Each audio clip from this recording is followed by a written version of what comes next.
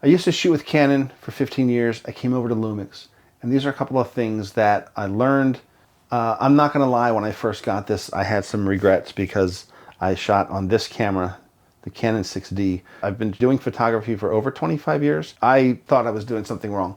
The basics of photography are the same. It's the difference between DSLR and mirrorless. That was my first roadblock. And these are the three things that got in my way. Hopefully this will help you out. Let's get into it. Number one was the raw profile of Lumix. Now it's very similar to Canon. The thing that really got me with stills on the Lumix camera was the darker raw image and the JPEG preview that you get with this camera. Coming from Canon and shooting video on Blackmagic, I never exposed to the right. I always exposed properly, which is centered depending on the shot. So I was really surprised when I opened up all of these photos in Lightroom and saw that they looked very much underexposed. It just took a little while to start to read the histogram, which I do. You have the exposure meter that tells you if you're above or below your exposure compensation, but actually using the histograms and not just trusting the JPEG preview was huge for me. Luckily, I shoot a lot, so this happened maybe with 2 days worth of going out and taking pictures. From then on, I realized this is why I hear people say exposed to the right. You can always preview that image, but the JPEG is going to be brighter than the raw image. So that is something to consider when shooting on these cameras. And if it's just a little bit, like a half step down, you're shooting raw, you can always fix that. Number two is the autofocus. Now, the Lumix autofocus compared to the Canon, especially the 6D, is light years ahead.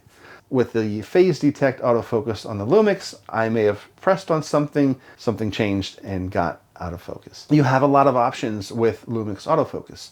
You have zone, you have area, you have face, you have eyes, train. There are so many different aspects that you can get into with autofocus. It's just like anything.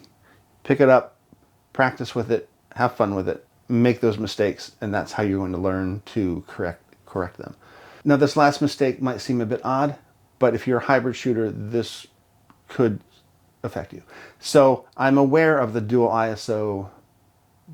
native ISO system that the Lumix cameras have. On the particular ones I'm shooting on, the S5 II and S9, it's ISO 640 and ISO 4000. I feel like with photography, I don't have to shoot at 640. With video, you do get more dynamic stops, so it helps. But even that's a bit ridiculous. Yes, I'm guilty of it. There's nothing wrong with going below 640. Even going down to 100 or 160 for stills is fine. I've gotten some great pictures with that. If you're exposed properly, your white balance, and even if not, it's a raw photo, so you have room to fix it. What also tied in with that is shooting in the vlog profile for video is ideal. I'm not a fan of shooting in the vlog, and I wouldn't recommend shooting in the vlog profile for stills on this camera because of how dark the image gets. There are other reasons why they tell you not to shoot in that profile, so I just use normal. One of the things that helped me is using the customized settings. So on the S5, you have 3 different settings.